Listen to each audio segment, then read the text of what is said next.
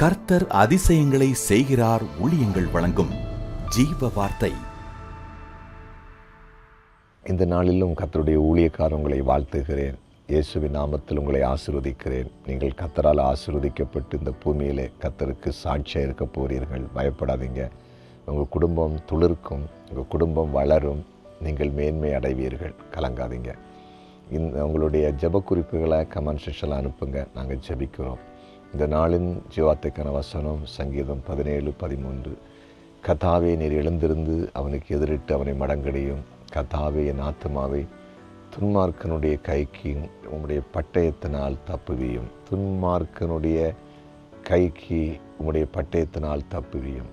ஆம், துன்மார்க்கனுடைய கைக்கு தப்புவிக்கிற ஒரு ஆண்டவர் அவருடைய பட்டயத்தினால் தப்புவிப்பாரா?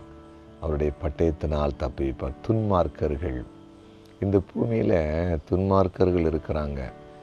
தெய்வ நம்பிக்கை இல்லாதவர்கள், தேவனை குறித்து பயம் இல்லாதவர்கள், தாங்கள் செய்கிறதன் பலன் எனக்கு வரும், என் பிள்ளைகளுக்கு வருங்கிறது அறியாத மக்கள் தான் துன்மார்க்க கூட்டம்.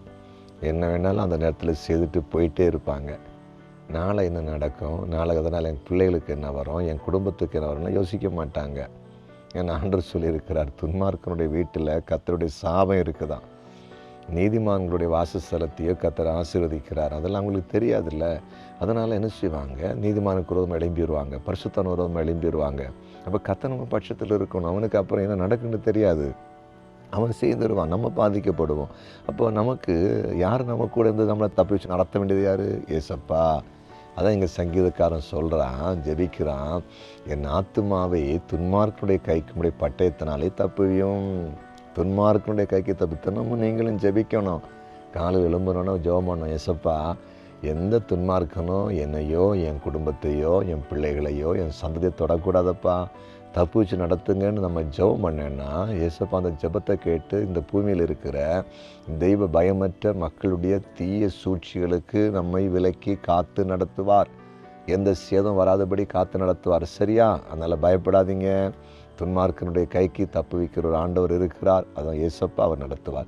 ஜெபிப்போமா? ஜெபிக்கலாம். ஆண்டவரே, உம்மை நன்றியோடு ஸ்தோத்தரிக்கிறோம். உடைய கரத்தில் ஒப்பு கொடுக்கிறோம். உங்களுடைய வார்த்தை கேட்டு எல்லாரையும் ஆசீர்வதிங்க. பிறந்த நாளை காண்கிற ஒருவரையும் ஆசீர்வதிக்கிறேன். திருமண நாளை காண்கிற ஒருவரையும் ஆசீர்வதியும். ஆண்டவரே, குறிப்பாக இந்த நாட்களில் கர்த்தர் ஊழியர் தேவ பிள்ளைகளை ஆசீர்வதியும். இந்த நாளில் கண்ணீரோடு கவலையோடு இருக்கிற எல்லாருக்கும் அற்புதம் செய்யும். இயேசுவின் நாமத்தில் பிதாவே, ஆமென்.